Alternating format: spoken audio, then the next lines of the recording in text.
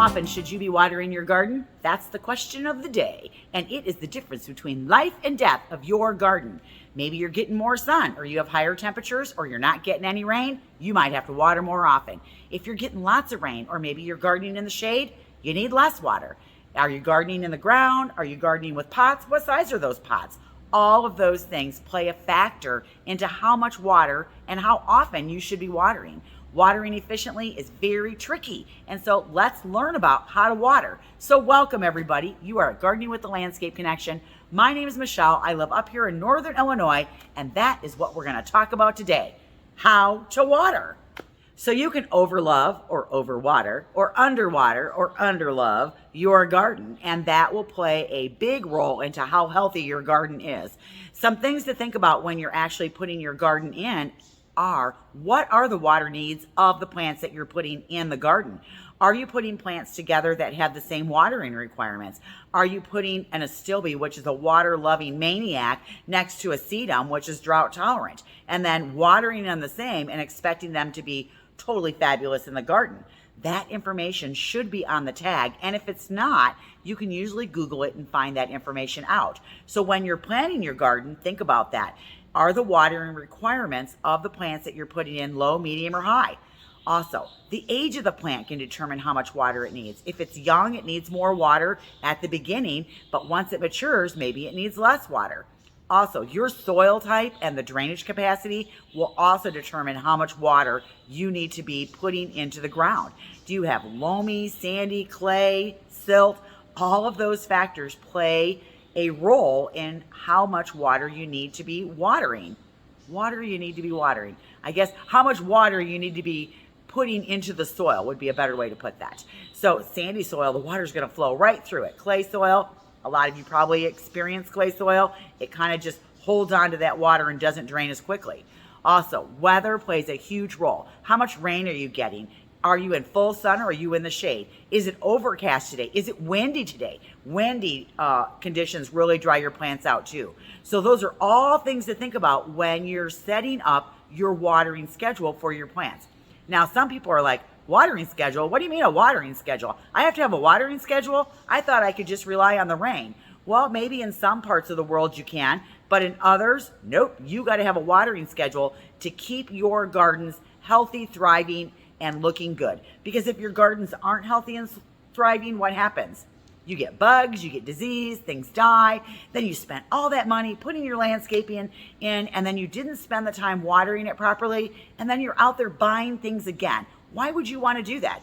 Get yourself a watering schedule so that you don't have to do that. There is some common sense when it comes to watering. Now, if your plant looks like it's under drought stress, you need to water it. But if you're not sure if it's drought stress because you've had this nice consistent watering routine, maybe it's just the heat of the day and it's wilting because it's been really super hot and the temperatures need to drop so that it can recover. But it also could be overwatering. And if you're not sure, stick your finger in the ground. Is it moist? That will answer a lot of your questions. Okay, the other thing is how you water your plants is just as important as how often you water your plants. You need to reach the roots of your plants, so it's really important that you water deeply. Those shallow waterings, just getting out there and watering for 10 or 15 seconds on a plant, that really isn't getting to the root of the plant. The other thing is you need to water slowly. If you water really super fast, the water doesn't have a chance to even work on those roots, and it's being lost to runoff, evaporation. If the soil is really dry, that happens even faster. Think about when we get a really torrential downpour and then you see the pooling of water in the ditches along the road. It's because the ground just can't absorb that water fast enough, and so slower watering, deeper is better. So everything that I just talked about was watering in the ground. But remember, if you have raised beds or you have potted plants, and depending on the size of the pot, you're going to have to water those more frequently. Also, mulch is a beautiful thing because mulch really does help retain soil moisture. It helps regulate the soil temperature. It does suppress some weeds, which compete with your plants for the moisture that's in the ground. So we want to mulch. It is a beautiful thing. So water needs in your flower beds can really depend on what you choose to put in your beds. Are you choosing natives? Are you choosing grasses? Are you choosing drought tolerant things? So they might only need to be watered once or twice a week. Now, the rule of thumb is that you want to get 1 to 2 inches of water down to those roots every single week. And you kind of have to figure out, how do I know what 1 or 2 inches of water is? So what I always tell my clients is, go get a Tupperware dish or a pie pan or something, put it out in your garden. And if you're using a sprinkler, for example, turn your sprinkler on and let it run. And then go out there every 20 minutes and find out how long it takes for you to get 1 inch of water in that pie pan or Tupperware dish or whatever it is. And then you know how long it took you to get 1 inch of water, because your water pressure is different than my water pressure, and or you might be running 2 sprinklers at a time. Now, the other thing is, if you're watering your lawn with a sprinkler system and you're using that for your garden beds as well, you might have to set the sprinkler heads that are hitting the garden beds longer, so you're not just watering for 5 or 10 minutes, because that might only be giving you shallow watering. So that might be something that you want to stick that dish out there and figure that out as well. Now, annuals, those are the ones that only grow in one short season, and they give you all their beautiful flower power. In the absence of rain, or when it's really super hot, they might need to be watered 2 or 3 times a week, because they need to have more water to do all of that beautiful flower growing that happens in one season. Perennials grow a little bit slower, so they might only need to be watered once or twice a week. So in your new beds, you have to take that into consideration. Now, new plants and transplants, they need to be watered right after you put them in the ground. And then pretty much I tell everybody to water them every day for that first week. And then you need to water them more often during that first season to make sure that they get established. You want to make sure that you are out there looking at your new garden and your new transplants to make sure that they're not showing the signs that they need water. Check out my beautiful Vanderwolf pine. I love this tree.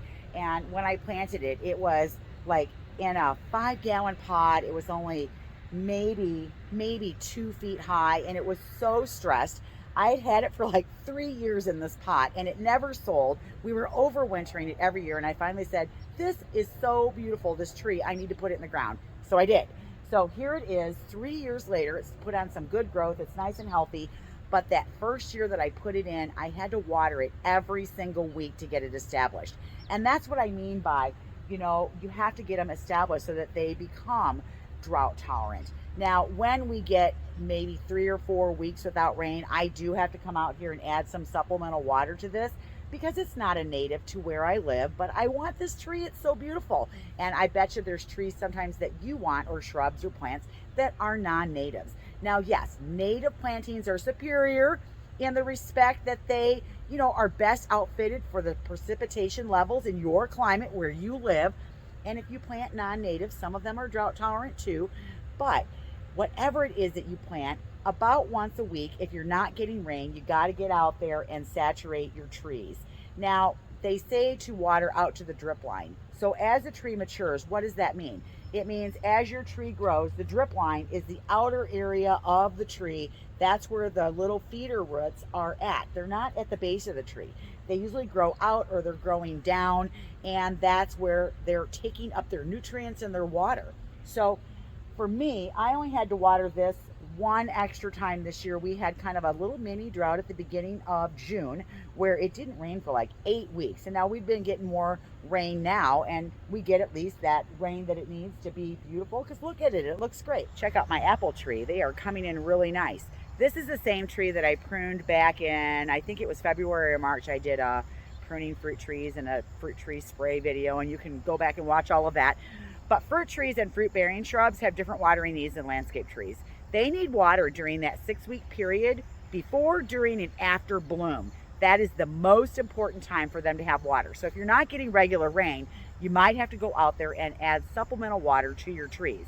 If there's a dry spell or a drought during those times, you gotta water deeply so that the water is nice and saturated. Repeat as needed, depending on how fast your soil dries out. But look at my apples. Aren't they looking great?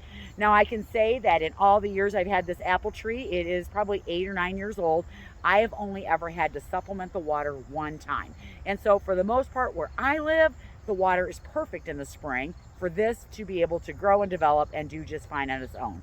But again, that very first year I put it in, I watered it a lot to make sure that it got developed and got established so that it could be this big, beautiful tree that I got going on right here. Oh, that's a good apple. Okay, so now it's winter. How do I know if I'm supposed to water or not? You're really only going to water in the winter if you're going through a drought and the temperatures are above 40 degrees because your roots are still alive, and if the ground's not frozen, they're going to need some water. You don't want to water when the ground is frozen because you're just going to make ice. So how do you know? Well, if you go a month or more, and I would say no more than 6 weeks without any precipitation whatsoever, no rain, no snow, and it's above 40 degrees, you're going to have to get out there and do some watering. On trees, you want to get about 10 gallons of water on a tree for every inch in diameter that the trunk is. Shrubs, for every 3 feet, you want to get about 5 gallons on there. And then perennials, you want to get, just get in there and get some water on them.